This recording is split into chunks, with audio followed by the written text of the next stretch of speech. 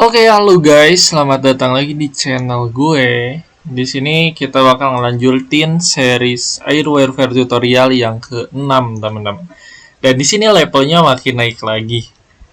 Di sini kita bakal nembak musuh yang disenjatai dengan short range, rear aspect, dan sekarang dia ada yang disenjatai dengan medium dan long range missile, teman-teman.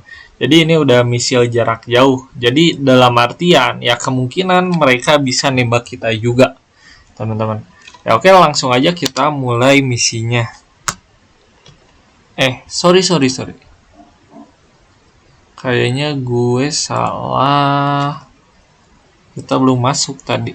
Nah, kita langsung aja masuk ke misinya. Di sini kita jadi komandan dari Rahmat David Air Base dan ya ini aset yang kita punya, teman-teman. Oke, langsung aja kita play dan seperti biasa langsung waktunya ke-15, teman-teman. Tadi ada pesan yang gue gak baca. Ya udahlah.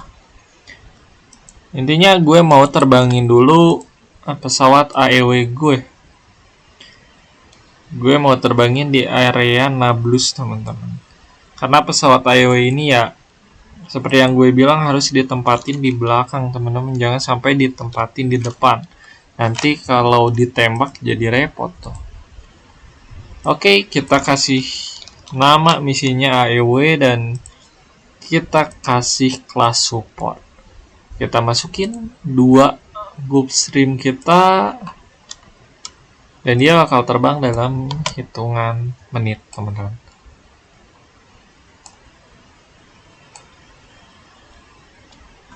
Oke, kalau kemarin gue biasanya manual, sekarang gue pengen coba pakai misi patrol, teman-teman. Nih, gue mau bikin misi patrol di area ini dan pertama-tama gue mau masukin pesawat dengan rudal SAR dulu, teman-teman. Biar yang rudal arahnya gue kenalin sendiri. Patrol. Nah, kita kasih misi patrol. Terus kita masukin F-15 kita. F-15 AIM 7F Sparrow. Oh, ini udah pakai Amram nih F-15 satunya lagi. Kalau yang Supa itu pakai Amram semuanya. Oh enggak, 2 pakai Amram, sisanya loadoutnya cuma Python aja, teman-teman. Jadi kita terbangin aja yang pakai AIM 7F Sparrow kita. Oke, misi patrol udah dan di sini jangan lupa ininya centang ya.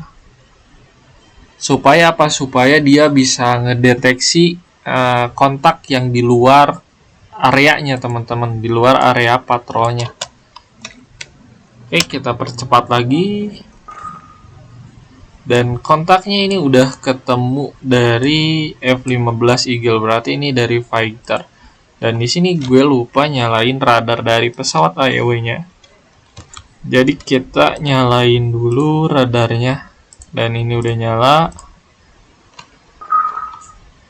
Dan ini udah kedeteksi sebagai pesawat sipil.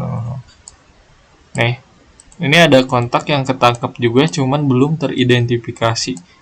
Jadi kalau belum teridentifikasi, kita gak bisa asal-asalan nembak. Dan gue mau nyalain dulu radar yang ada di sini. Gue nyalain semua. M-con-nya dimatiin dan langsung aja kita play. Nih, kita langsung ngedetect ini kontak ini sebagai kontak musuh. MiG-23 ML Vlogger, teman-teman. Nah, katanya ini adalah formasi normal. Ada leader, ada wingman yang berfungsi sebagai support. Dan ini adalah biasa dilakukan. Dan kita udah nerbangin pesawat patrol. Dan biasanya patrolnya bakal nembak ke arah sini. Karena di belakang ada lagi 2 fighter. Ada lagi 2 fighter. Cuman ini beda ya, lihat. Kalau ini rudalnya udah mid-range, teman-teman. Tuh. Dia udah punya jangkauan 26 nautical mil. Kalau yang belakang kayaknya kurang ngancam. Jadi yang depan yang perlu diwaspadai.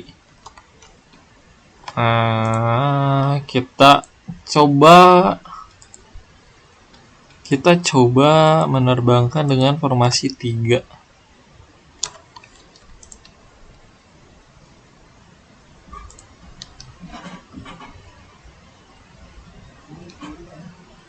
Oke, udah gue launch as group. Katanya mix, loadoutnya mix teman-teman.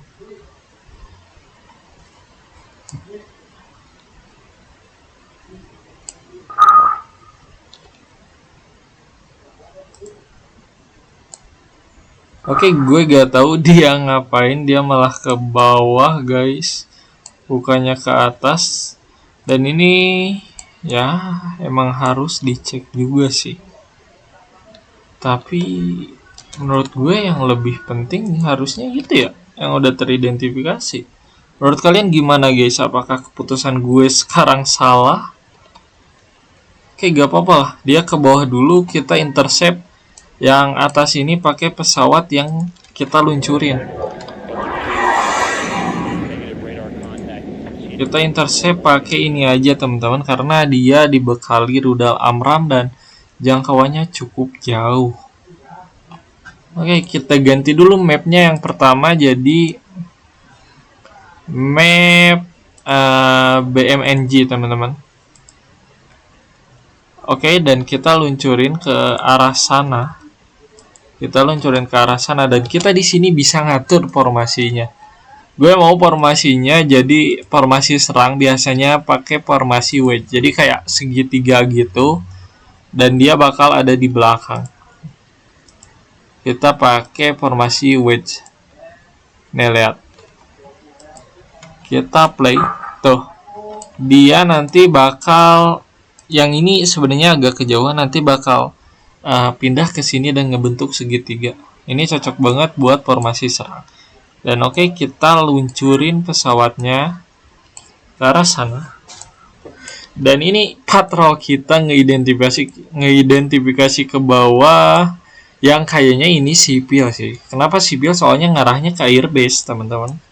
Airbase sipil nih, warna hijau soalnya. Tapi gak tahu. Untuk memastikan mending kita cek dulu. Dan ini pesawat musuh udah masuk ke fire range teman-teman. Dan fire range mereka belum nyampe ke kita, tapi kita udah nyampe. Ini menjadi kesempatan yang bagus banget buat kita nge-intercept teman-teman. Jadi kita siapin dulu AMRAAM. Dan target satu lagi gue lupa masukin, yang belakangnya gue masukin juga. Oke, ada 2 pesawat dan gue mau masukin 1. Yang ini 1 juga. Oh, ini bedanya teman-teman. Makanya tadi pas gue luncurin itu kayaknya gak sama. Yang ini disenjatai 6 AMRAAM, sedangkan yang atas itu cuma 4. Jadi loadoutnya beda teman-teman. Dan ya kita intercept mereka dengan posisi serang dan mereka langsung nembak. Ini adalah rudal AR teman-teman. Dia bakal mencari dan radarnya bakal aktif kalau udah fase terminal atau fase deket. Nih, lihat. Harusnya nyala sih. Oh, ini langsung aktifin radarnya teman-teman. Dia bakal nyari sendiri targetnya. Makanya gue kenapa suka rudal AMRAAM ini ya, karena dia bisa nyari sendiri. Oke, target pertama kena dan target kedua harusnya kena juga. Oke, kena teman-teman. Nice. Flight pertama kita dan tembakan pertama kita sukses dengan cukup besar teman-teman. Nah, bisa lo lihat. Setelah teridentifikasi kontak yang ada, ternyata ini adalah kontak sipil. Ya walaupun jadi patrol kita malah ke area sana. Ya gak apa-apa lah. Untung kita masih punya flight di sini. Dan kita mau nge-intercept area sini. Nih, yang putih itu artinya itu jangkauan radarnya. Dan yang merah ini adalah jangkauan air-to-air misilnya, teman-teman. Oke. Kita masih punya 12 AMRAAM dan ini cukup bagus. Dan gue lebih suka pakai cara manual. Kenapa? Karena ini lebih hemat, teman-teman. Dan kalau misalnya lu mau ngeblok, lu tinggal klik manual ini dan lu bikin kotak auto 2 target kepilih. Dan kenapa gue suka yang manual? Karena senjatanya bisa milih sendiri, guys. Nih kayak ini, gue cuma mau nembakin satu dan gue gak mau kayak ngehambur-hamburin senjata. Seperti yang kita tahu, senjata itu mahal dan gue gak mau senjatanya kehambur-hamburin. Oke, kita tembakin 3 rudal, masing-masing satu dari tiap pesawat, dan rudal udah ditembakkan ke arah mereka, teman-teman, ke arah timur laut. Oke, pesawatnya tetap ngedeket buat memastikan itu berhasil, dan posisi intercept kedua mudah dilakukan, teman-teman. Selama kita masih di luar jangkauan tembak mereka, kita masih aman di sini. Kita gak akan ketembak. Nih, dia langsung aktifin radarnya dan harusnya kena juga satu minimal. Kan kata gue satu, dan ini langsung nembakin lagi misil. Nih, ini otomatis nih. Kita gak mau masuk jarak tembak mereka, kita arahin ke kiri, teman-teman. Harusnya kena juga. Oh, meleset. Sekali lagi tembakan kita meleset. Dan jarak Python kita itu adalah jarak Python kita itu adalah 10 nautical mil, teman-teman. Menurut lu, oh ini masih di luar. Ini ada di jarak sekitar 17 nautical mil. Kalau kita lihat dari jarak musuh ke sini, dia punya jangkauan 15 nautical mil, yang mana dalam artian kalau kita mau ngegunain rudal Python 4 kita, jarak kita bakal kalah oleh rudal musuh, teman-teman. Yang artinya kita bakal kemungkinan ditembak jatuh oleh musuh duluan. Makanya karena gue gak mau ditembak dan gue gak mau ngambil resiko, dan di sini kita masih punya AMRAAM, kita pakai aja AMRAAMnya, teman-teman. Kita coba pakai satu lagi. Ya, sebelum itu gue mau setting dulu doktrinnya biar dia gak nembak sembarangan. Gue hold aja, jadi dia gak akan nembak otomatis. Dan dia bakal nembak kalau gue suruh aja, teman-teman. Nih, areanya gue mau masuk area dan gue gak mau. Gue kebelakangin dulu. Pakai kecepatan afterburn. Kita manuver di sini, teman-teman, buat nembakin AMRAAM kita. Dan ini pesawat patrol kita juga udah masuk. Harusnya nembakin Sparrow sih. Oh, ternyata dia masuk. Wah, dia nyari mati sih. Tuh, dia nembak pakai Sparrow, teman-teman. Oke, kena satu. Bentar. Di sini gue mau lihat MiG-25 Foxbat. Dan tadi jarak tembak mereka kurang lebih 14 nautical mil. Jadi kemungkinan, ini cuma kemungkinan, mereka disenjatai dengan EE-6 Esrid ini, teman-teman, atau rudal SAR. Nih kita lihat nih. Benar kan? Jaraknya kurang lebih 14 sampai 16 nautical mil. Dan POH-nya cukup jelek. Dan weapon seeker semi aktif radar homing, yang berarti dia harus nyinari terus menerus. Ya.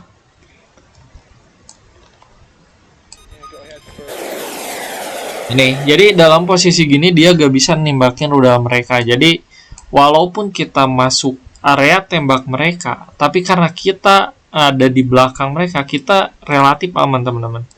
Nih ditembak lagi pakai 7 F Sparrow dan kena dua-duanya.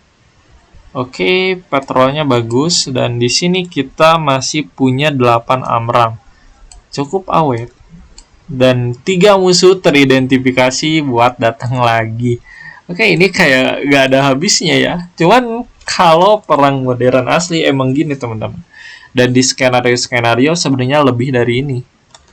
Ini masih mudah kalau menurut gue. Dan di sini ada Fulcrum sama dua-dua Big Fire. Dan jangkauannya ini udah jauh, ya. Dia punya jangkauan 42 nautical mil. Dan dia pasti disenjatai dengan ini nih. Kalau gak 11 A 12 kurang lebih segitu.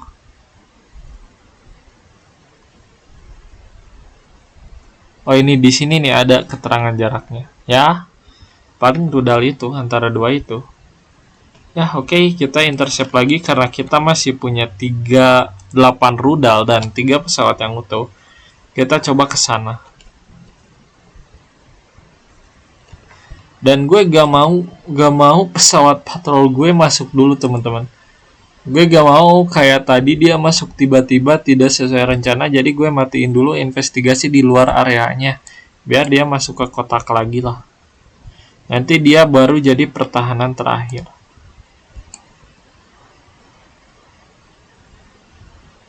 Oke, sekarang mereka masuk ke jarak tembak. Nih, mereka udah masuk dan kita langsung tembak sekali dulu aja. Kita tembak satu dari Amram kita teman-teman. Kita pakai satu dulu aja. Dan kita juga mau tembak yang belakang ini satu aja. Oke.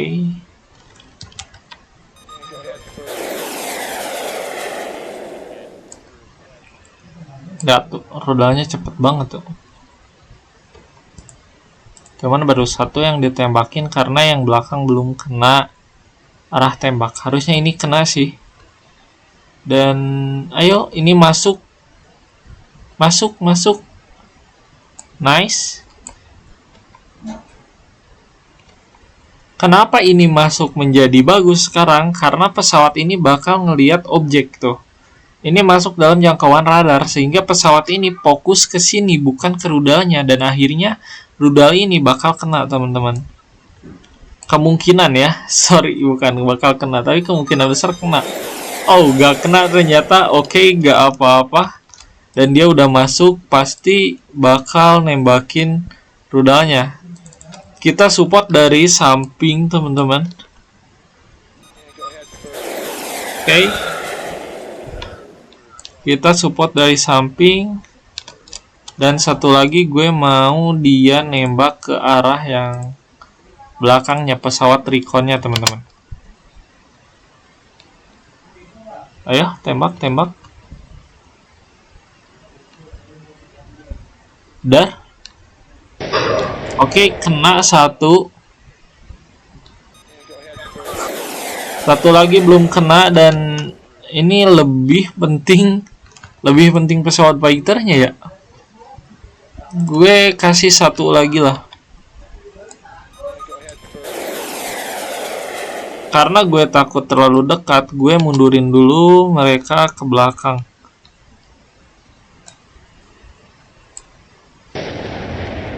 Oke, pesawat reconnya kena dan semuanya kena teman-teman. Jadi begitu skenario kita gimana? Sangat seru kan? Ini baru tutorial tapi udah semegangkan ini teman-teman.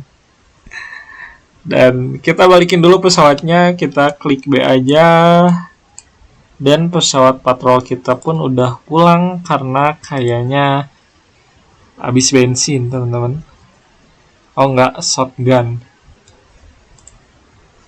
Oke, jadi gitu kita berhasil menjatuhkan 6 fighter dan 1 pesawat recon teman-teman.